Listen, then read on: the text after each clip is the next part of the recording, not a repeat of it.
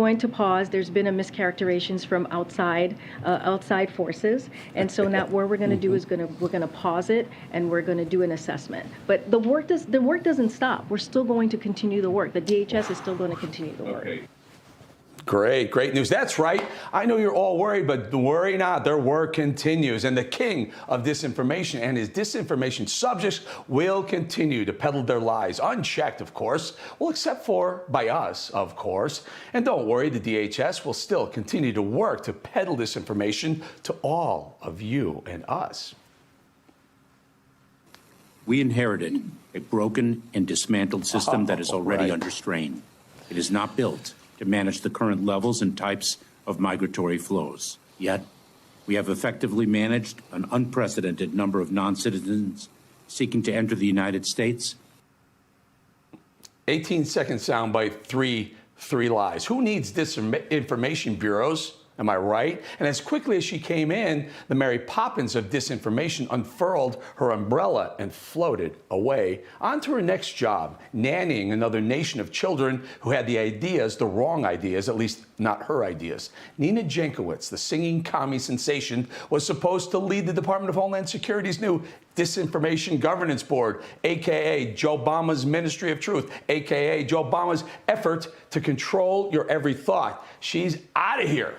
Just 3 weeks after the announcement that shook our First Amendment to the core, the left's knee-jerk reaction to Elon Musk's Twitter takeover bid to hike free speech up a notch, well, the ministry's on pause now, and much to our relief, Jankowicz has resigned. And isn't it difficult to see why? I'm reading, quote, "You can just call me the Mary Poppins of disinformation," she tweeted last year, with this cringeworthy video that's worth one last view before we burn it. Pondering is really quite ferocious. It's when a huckster takes some lies and makes them sound precocious by saying them in Congress or a mainstream outlet. So disinformation's origins are slightly less atrocious. Atrocious indeed. There you are, folks. There she is. Ministry of Truth's merry reign has come to an end before it even began, so to speak. But you know who's really upset about all of this? The bullied bully. Washington Post propaganda pride and joy, Taylor Lorenz, is in tears over the end of the Ministry of Truth, writing a piece titled, quote, "How the Biden administration let right-wing media attacks derail its disinformation efforts." Disinformation efforts. Oh, how I wish someone would derail your Taylor's disinformation efforts.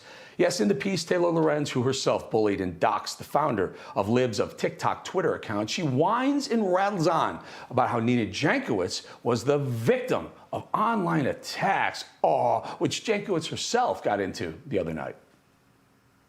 Well, it was really overwhelming, Chris. I mean, frankly, you know, I have prided myself over my career of being a really nuanced, reasonable person. To say that I'm just a partisan actor was wildly out of context. And then beyond that, it wasn't just, you know, these mischaracterizations of my work, but it was death threats against my family. Nuanced. You're nuanced? You're nuanced? Fidel Castro must be nuanced. A little context here, because we all know how much Nina likes to add context, but when you threaten people's free speech rights, they kind of don't like it. Well, Homeland Security Chief Alejandro Mayorkas claimed it was grossly mischaracterized, this group. He said it was never about censorship, he said. He said it was about Russia, he said. One of the threats is the threat of disinformation. We see it from Russia. We see it from the cartels, the peddling of disinformation that threatens the security of the homeland. And when that threat is evident, that is when we become involved. Who are you kidding? You weren't going after Russia or the cartels. You don't care about the cartels. You're coming after us, conservatives. And the left just loves to blame Russia for everything, don't they? And speaking of Russia, it looks like Putin's propaganda machine is coming after our own propaganda machine. Watch, read. Девушка месяц-два продержится, потом ее уберут. Уберут к вашему дворению и поставят мужчину гетеросексуального, белого. Доживем до этих времен. Хорошо, что человек с самого начала говорит, что меня сюда взяли не за профессиональные качества, а потому что я иммигрантка, то есть там чернокожая и так далее. И это было обеспечено предыдущими людьми. Ну, то есть человек потом делает какие-то профессиональные ошибки, но я же не профессионал. Меня же сюда взяли именно потому, что я, ну, конечно, достаточно... They said it, not me. We report. You decide. You know, I got to hand it to Jen Psaki just this one time, of course. Very, very smart move, but I never thought she could find someone worse than her to replace her, but she did so handily and with gusto. Jen Psaki handed the grenade to one Karine Jean-Pierre, who's having a bit of trouble, to put it lightly. Here's a little glimpse into her first day. I have not seen that specific data that you're speaking of, so I don't have an update on that. I will have to check in with our team to see if we have something to share. I just don't have an update, but I understand the question. No, it's a very good question. I don't have an update on that. Can you say that again? What came back? I don't have a timeline on that.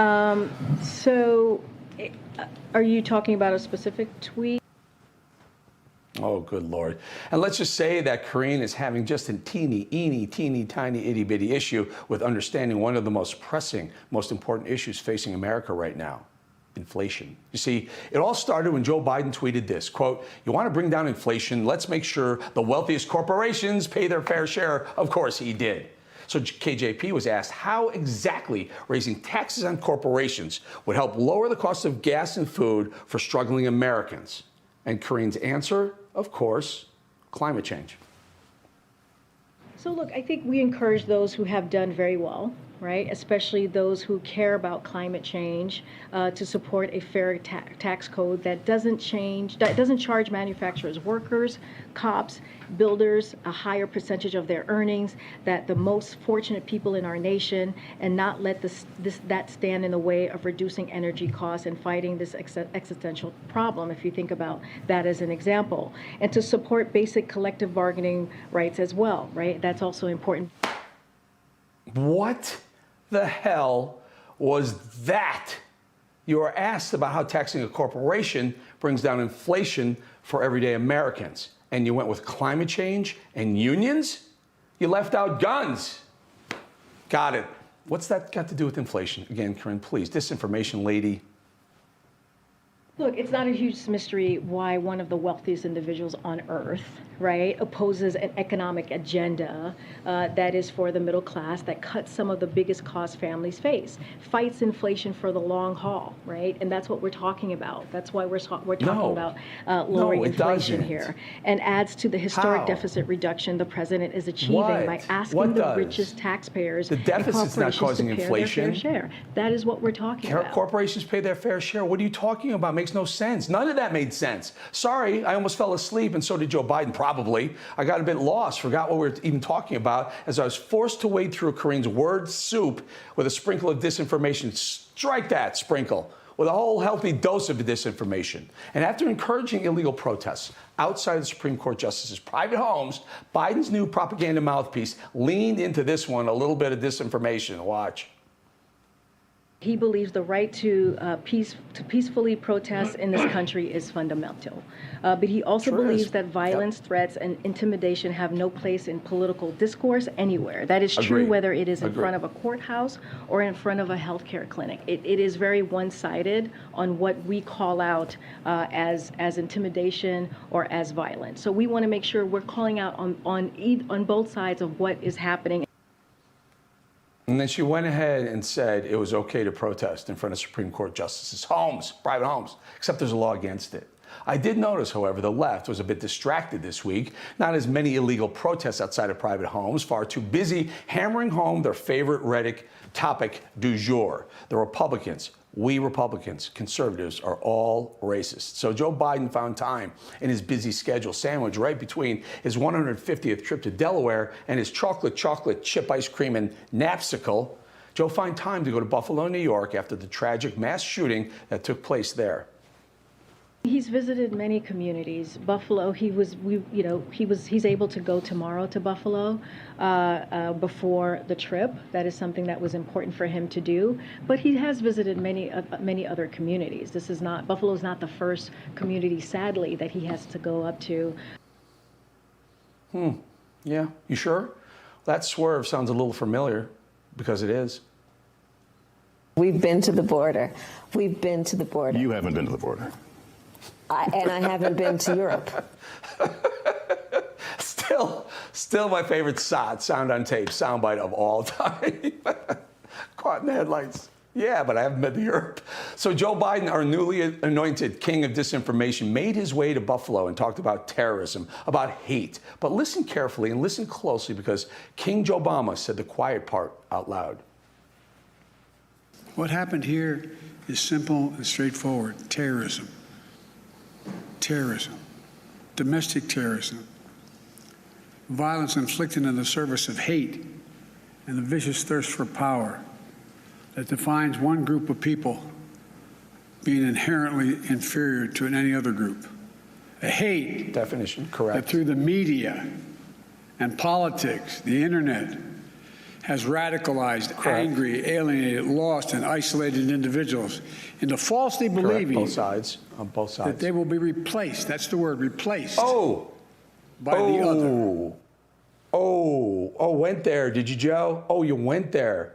Because I think yesterday we pointed out that most of the replacement theory sound bites we could find were from people on the left, including you. We should all pay very close attention to the accusatory, political, and quite frankly, dangerous nonsense being peddled by the left right now. It starts at the top, if that's what you call that guy, Joe Biden. Buried in what he's saying, but just under the surface, right about there. It's a blatant attack on you, on me, on all conservatives. And that's all of us are to blame for a mass murder carried out by a clearly mentally ill, deranged young man. And not just that, but that a tragedy defines who we are? I don't know whether it's beyond legislation or beyond hope, but I do know one thing. This is who we are. Willie, I do want to say that this is, I don't believe this is who America is. I do believe this is who a large segment of our society is. I do believe that Donald Trump gave a lot of people permission in their minds. Wow. Barnacle, you're an idiot. Joe, I expect more out of you.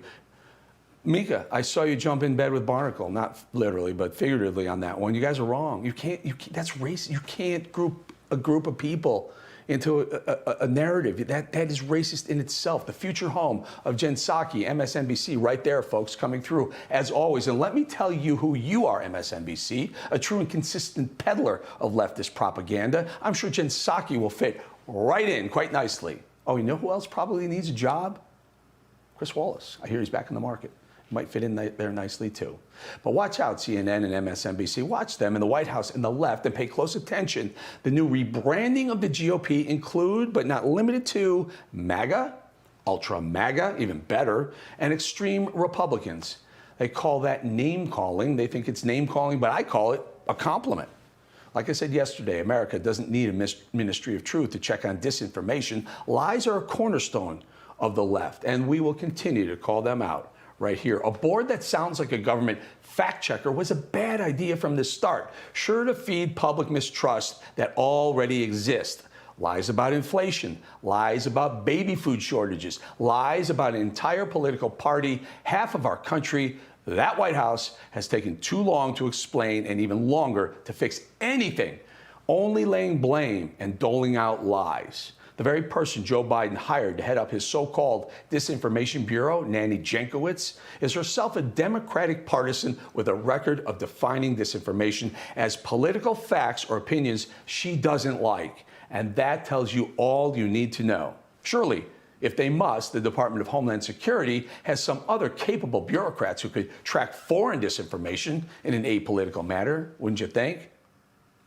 Maybe you're right, maybe not. Whatever it may be, this entire episode has been comical in some ways and has only served to shed more light on the Joe Obama White House, so bloated on its own lies and disinformation. Oh, and let's not forget about the government just wasted a lot more of your taxes in trying to set up a bureau that probably will never operate. Thankfully, hopefully. Let's just hope the pause is permanent and that the audience at home won't have to endure a sequel.